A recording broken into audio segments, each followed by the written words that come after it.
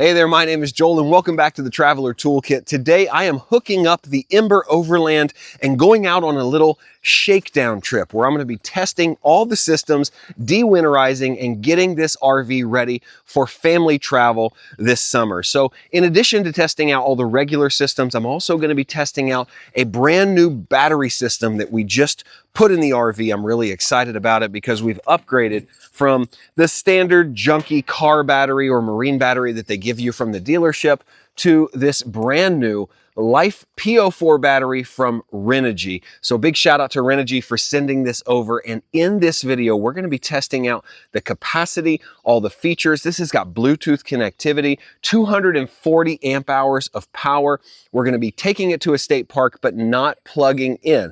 So we'll see how long this lasts. I'll show you all the features, how easy it was for me to install, so you can see if the lithium upgrade is worth it to you, because I've done this in several rigs and I think lithium is the way to go. So let's jump in.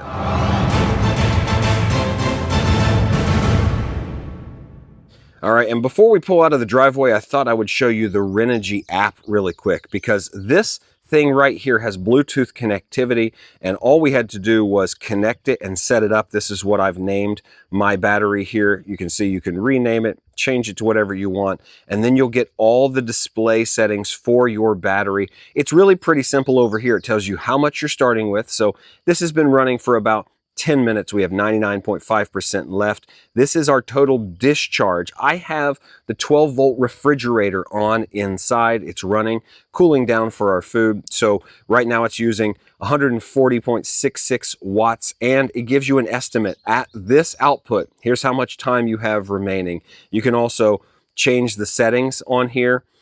This is the SoC source settings. You can go through a lot of different stuff that I don't necessarily need to get into, but this connects to all Bluetooth enabled Renogy batteries and products. And I think this is a great way to do it, because now we don't have to insert any sort of hardwired monitor for this battery. We always know how much battery we have left. And let's just take a peek inside here before we leave to make sure the refrigerator is running, humming. It'll take about 20 minutes for this to get down to temp. Yeah, nice and cool and quiet. I love these 12 volt fridges, and when you have a good battery on board, it really makes it easy. And we're using the Go Power system here. This came in the rig, but this allows us to change our battery settings. You can see here we have LFP for lithium phosphate battery settings on there. They have very specific settings. So this is like our charge controller and our solar controller all in one. This also has an app to connect everything, but we'll talk a little bit more about that later. For now, let's get on the road, get to the campsite, and start checking everything out. Okay.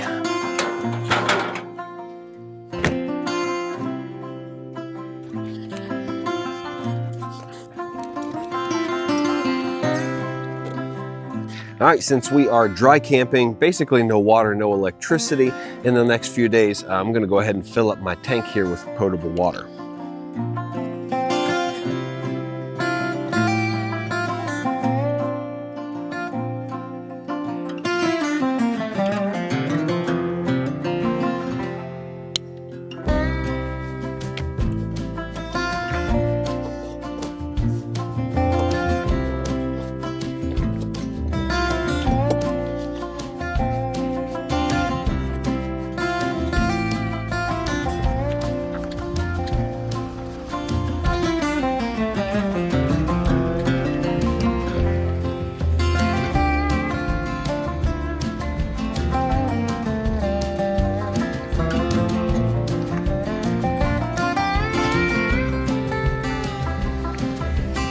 Okay, we're parked in the spot for the next few days and we are ready to set everything up and go through all our systems. And there's quite a lot to go through to make sure that we are ready for the summer of camping. We're gonna start with water. We've already got our electrical underway, but we're gonna continue to do some testing. We had some cloud cover come over, so we're not gonna get as much solar as we thought we would. So we're really gonna be testing that new Renogy battery. But let's go ahead and jump into all these little tasks to get the camper ready for the season and see just how bad it is after setting over the winter.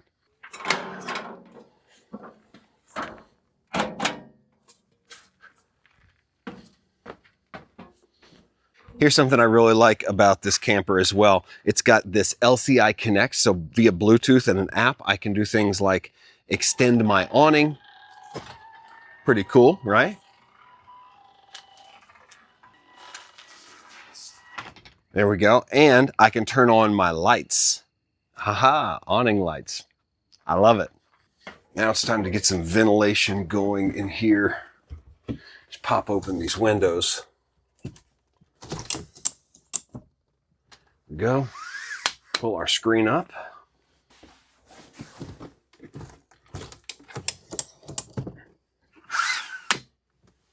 And for sure, one of the first things you have to do in your RV every spring is get out the batteries. All these little remotes and things that run on AAAs and AA's, well, they're probably all dead. So I'm going to go through and replace all the batteries in these devices so we're fresh and have something that might last for the season. But I'm always going to leave an extra pack in the RV just in case.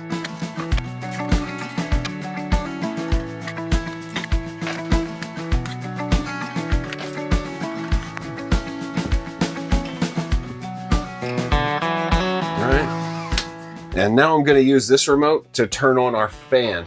This is the fan we put in a few months ago. If you haven't seen that video, I'll link it down below. It's the Max Air Max fan. We can turn it on and we can set it to pull air in for us so we'll get a nice breeze throughout the RV. Oh, that is so much better. Nice. Okay, so to give you an idea right out of the gate, we've already got the RV on, we've got lights pumping, we have the fan going in here. I'm sure you can hear it. We have the refrigerator that has been running since we left. We've got all our drinks and our meat in there for our meals. It's been going since we left, and right now Renogy says that we have about 148 watts of power going out. Like I said, we're not getting any solar. You don't see a charge icon there. You would see it on the battery if we were charging, if we had any sun. It says we can run 22 hours with this exact pull. Now, of course, when you're camping, you're not going to be in here drawing power like this all the time. You're only in here maybe for a few hours in the evening. Middle of the day, you're not normally in your camper. So this is what we're getting at 144 watts of pull. We're still at 96%. I think we got some solar on the way over here with the sunshine, but this is probably max capacity in here. All the lights on, fridge is running, fan is running. We wouldn't run the AC on it, but so far we're looking good with the lithium battery, and looks like we're going to make it the next couple of days, no problem. But stay tuned. All right, so now that we've got our electrical system up and running, we've done some testing, we're seeing how things are flowing, everything's going smoothly. The next system we need to check is the water system. Now, we already filled our fresh tank to about 2/3 full. Not sure if you can see those little lights there, but we're about 2/3. I'll be here a couple days by myself. I don't need much more than that. We can go ahead and turn our pump on after we switch our water heater off bypass. And every RV is different. Most of these that I have seen are in front of the water heater, but mine is actually here. So it's really easy to get to. We have a Truma combi system, which is not normal and a little complicated, but you can, wherever it is, get your bypass switch, turn it back to normal. So from bypass, so when we winterize the rig, what we did is you turn the bypass on, you drain your water heater, and then you drain all your lines, and then nothing can freeze up. Now we're in normal, and we're set to dry camp. We're ready to go. And this might be a little too in the weeds or nerdy for some of you, but this is what the Truma combi system looks like. It's a water heater and a furnace, so it's all inside the rig here, and all we have to do once we've got our bypass off, got this light here to tell me, is turn it on. There's an on-off switch down here that I turn on. And now when I pressurize the system, water will not be bypassed. It will go through the water heater, and we are on here. And if this is too nerdy, please let me know in the comments. I've had some of you say that you want more into this RV process as a newbie. So I'm just kind of taking you through what I would do at the beginning of the season. I promise there's more camping coming in this video. If you're just looking for some fun camping content, fast forward. So I'm going to go ahead and turn my pump on here. And now we can hear the pump kick on down here at the system. There's our pump. and it's energizing all of our lines, or not energizing, but filling. And we can begin to just kind of open up each valve slowly and make sure that we get water. There we go. Got some pink antifreeze coming out. There we go. We're going to run each faucet on cold until it's no longer pink. And then we're going to run each faucet on hot till it's no longer pink.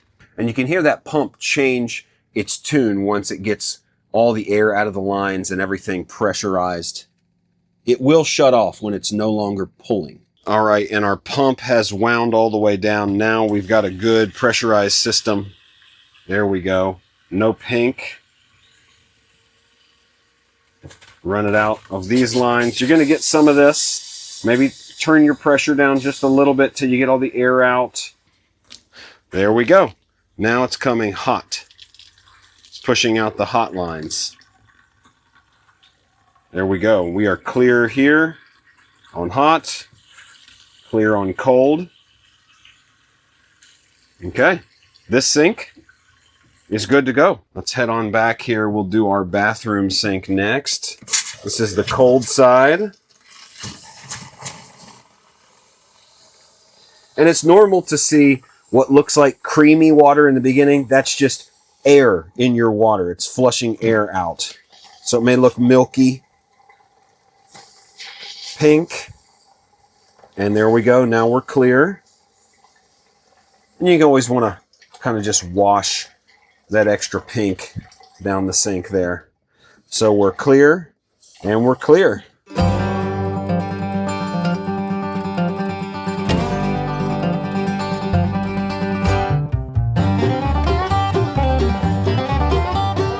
Okay, now the fun part. We want to fill our toilet bowl with clear water. Now, I did hear a few RV techs say that whether you're de-winterizing or just starting camping, you always want to start your black tank off with several full bowls of water in there. So if you just half press your foot here, it doesn't open the flapper at the bottom of the toilet, and you can fill that bowl. You can fill that bowl with water. See how we're filling the bowl? It's not going down. You can fill this bowl with water 3 or 4 times. And then when you're ready, you can simply press all the way down and eject it to the black. If you do this 3 or 4 times, that's giving your black tank a lot of extra liquid to start with so you don't build up with too many dry solids down there. So this is a good tip to keep the stink down, and you can immediately add your enzymes or tank treatment to it.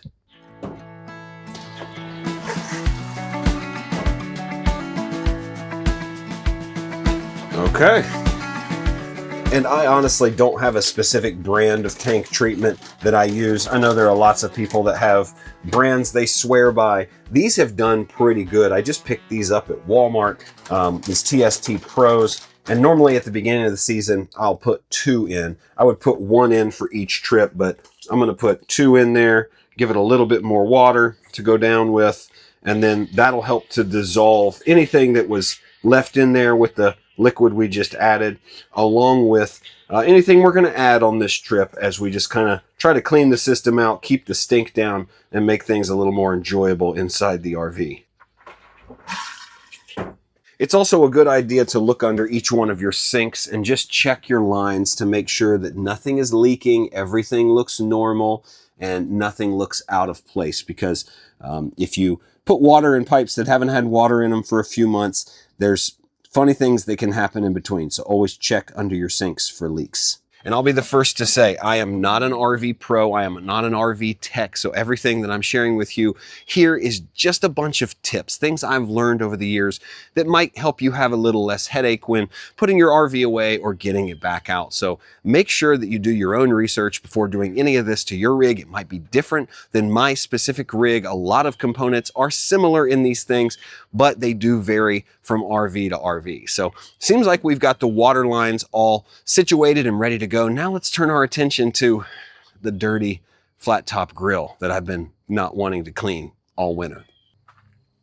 All right, now grills, especially flat top grills that are built into RVs, are kind of the bane of my existence because while they may seem really convenient, they are typically forgotten and end up looking something like this by the time summer rolls around. Now, I know I should probably have done some better prep, but look at the condition of this griddle top here. So I'm gonna have to take this out and clean it just like I do every single spring and summer and make sure it's ready to cook, because this is the source of our dinner tonight.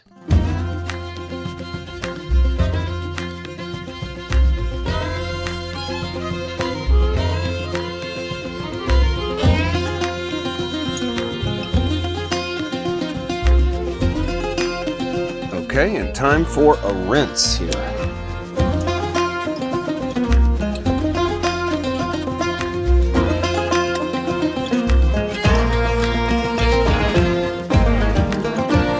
All right, now that we've got the rust rinsed off of it here, we're just gonna re-glaze this, or add some bacon grease. I like to use this crispy stick. It looks like a deodorant stick. It just goes on here. We're gonna burn this on here a few times. It'll glaze up around the edges, and we'll be good to go. And this gives me a chance to check one of the final systems on my rig, and that is the gas propane system, the LP, liquid propane system. So I've got a quick connect that runs up there to my grill. I just simply plug it in down here. There we go. That was hard to do with one hand. And then I've got a switch here, turns it on. So gas is on here. And we just need to make sure that our gas is on up front. So here we've got our 2 tanks. I like to run off one side, not a mix. So I'm running here, just gonna have this open, which I already do. So we are good to go.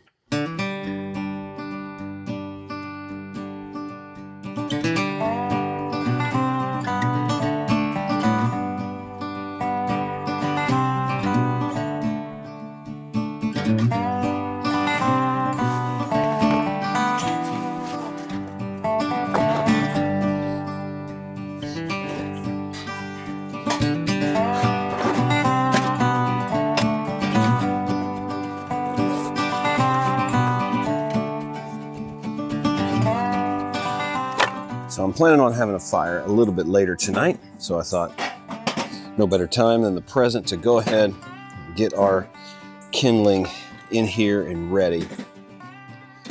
So maybe when I have a plate of food, I can just light the fire, sit down, and enjoy.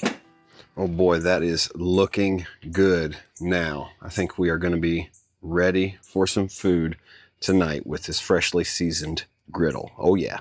All right, now that we're pretty much done testing and setting everything up, I thought I would go back to the Renogy battery that we put in and talk you through a few of the reasons why I went lithium iron phosphate here and how easy the installation was. So there's a couple things about this battery that you should know. Okay, I thought I'd jump behind the camera here to show you the battery compartment. So this is the Renogy Pro S1. It's a 240 amp hour lithium iron phosphate, that's LiFePO4 battery. And I chose this one because even though we've got a pretty generous compartment here, this series of Renogy battery, they claim, is 20% smaller and 19% lighter than batteries of similar build.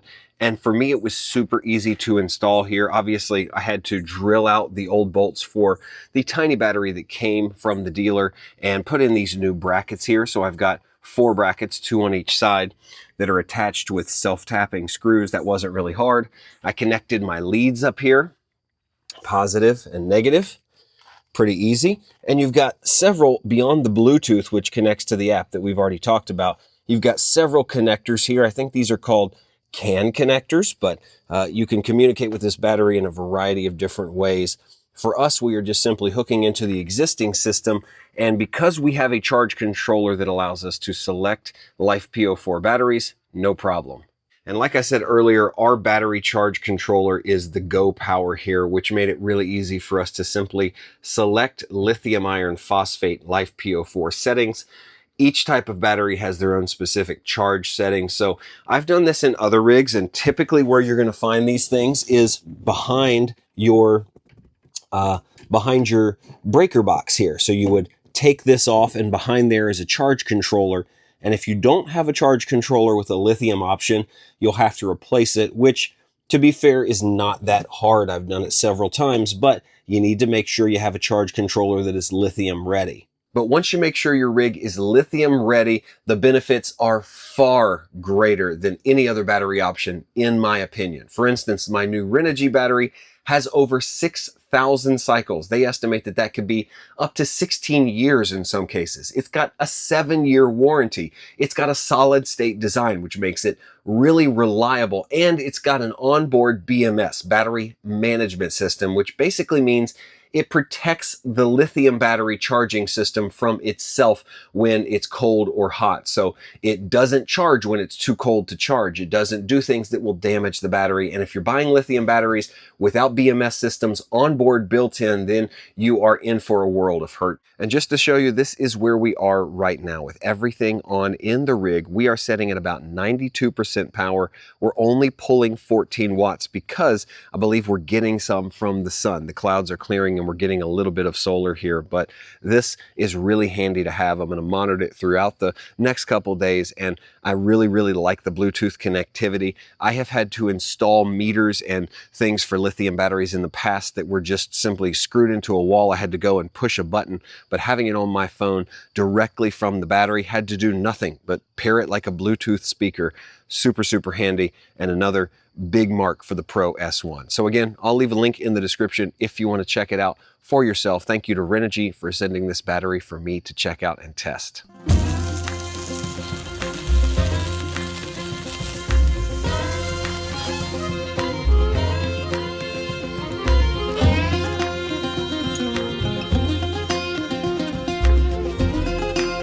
So this park I'm staying at has one of the best bike trail systems in probably the Cincinnati area. It's just a local park for me. That's where I go to get away when we don't have a lot of time to do stuff. Bring my kids over here sometimes, but also where I like to get out on the lake and fish, canoe, kayak, all that good stuff. So tonight I'm heading down this beautifully manicured trail all the way down to the lake, hoping to be there around sunset so we can catch some views, then head back up for a fire, get to bed early, and have a lot of fun tomorrow.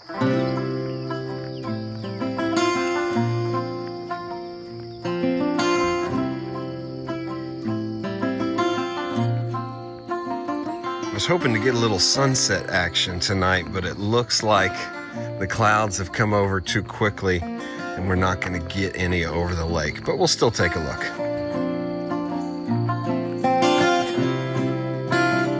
And this part of the lake is really peaceful because it's more shallow. Boats don't come back here. You can bring a kayak or a canoe back here. There are just kind of like some reeds and some trees standing in the middle of the lake because it's not that deep. And you can often see some bird activity out here. I've seen eagles in this exact spot before. So pretty cool place to sit and watch the sun go down. But cloud cover kind of killed that for us. So it was a good walk, just not as scenic as I would hope for. I know I've been back here before, but I have no idea where it goes. This is kind of like a side trail. Oh yeah, this comes all the way down to the water's edge. I forgot about this. Yeah, this is really nice down here. This is one of those spots that when I come down here, I say, could I get away with pitching a tent down here and camping? Would anyone ever know? And could I do it a couple times? I've thought about that more than once. I forgot this spot was here, even though I'm here a lot. Oh, I can see a kind of a crane or something way out there. Oh, that is sweet, a water bird. But it's a really cool spot, really peaceful and quiet.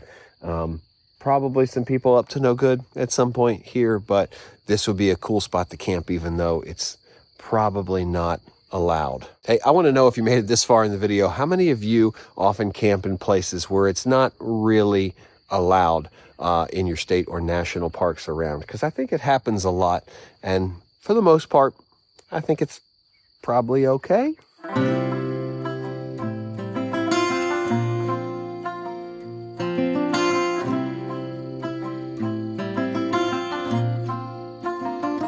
Well, as much as I hate to admit it, it's getting pretty dark, and it's going to be dark by the time I get back to camp, so I better head back up the trail.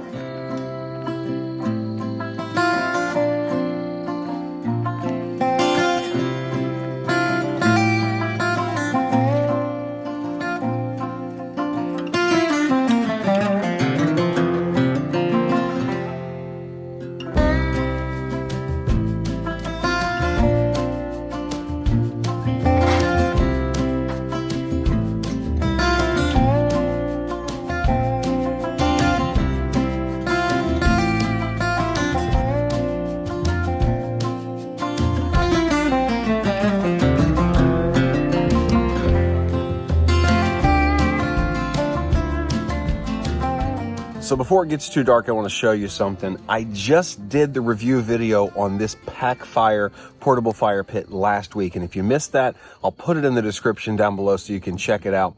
Was really impressed and thought, I'll throw it in the RV and start taking it with me places. And this right here is why. Look at how bad this fire ring is. Like, the only thing this is going to do is keep a fire from spreading somewhere it shouldn't be, but maybe not, because you've got these huge gaps along the bottom. It's not a ring. It's huge. It's just not going to work when you have small pieces of wood like this. Look at this. I mean, you watched it on the time lapse. Coke Zero burp. You watched it on the time lapse. This took like, what, 10 minutes to go from no fire to this? And it's much smaller, much more portable, and just overall easier. So as long as I can leave this out to cool down until the morning, pack it up and put it away, I'm taking this thing with me every single time. It's the Campfire. No affiliation. I just like it.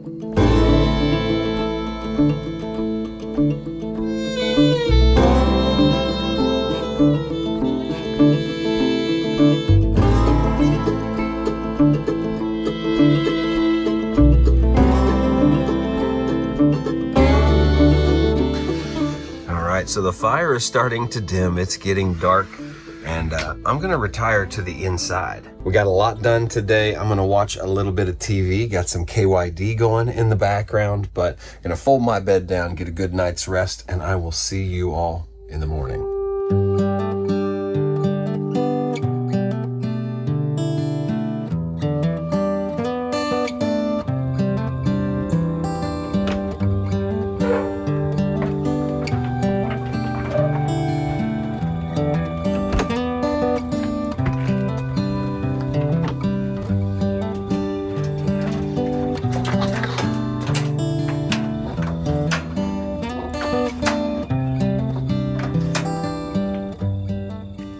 Well, good morning. Looks like our fire burned out totally last night. It's a really good sign. Just check this out here. Yeah.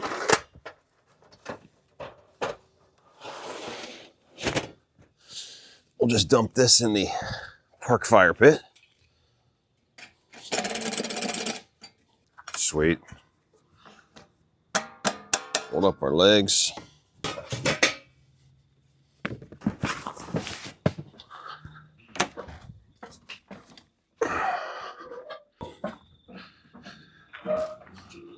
This is my go-to for camping.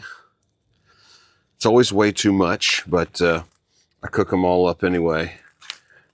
And I save what I can't eat this morning.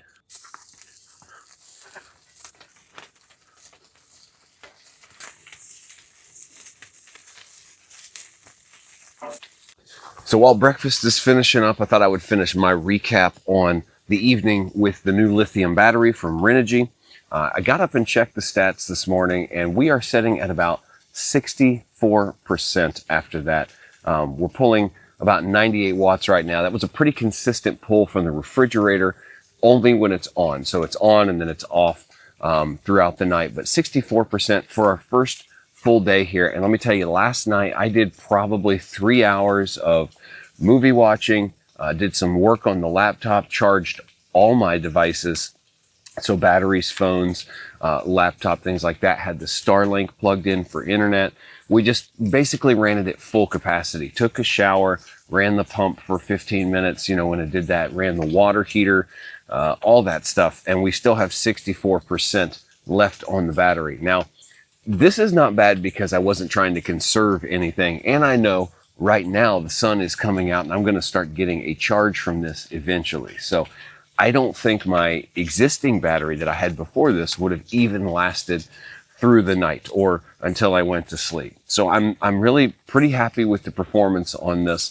And I'm really excited about what lithium is going to open us up to do. Not to mention, I think I have room on the shelf above my battery to add another one, maybe not a 240 amp hour, but the smaller one, if I want to run two in parallel for extra power. So I'm going to keep an eye on that and keep reporting back.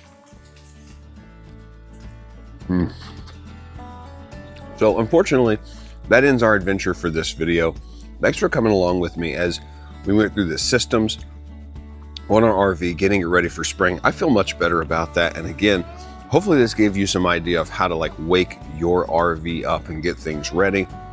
Getting your gas lines, your water lines, your electrical systems awake and working before you head out on a weekend long trip with the whole family. Always good to shake it down by yourself. In fact, I found a few little things that I need to fix now. So thank you so much for watching. As always, my name is Joel. This is the Traveler Toolkit. I'm gonna finish eating my breakfast.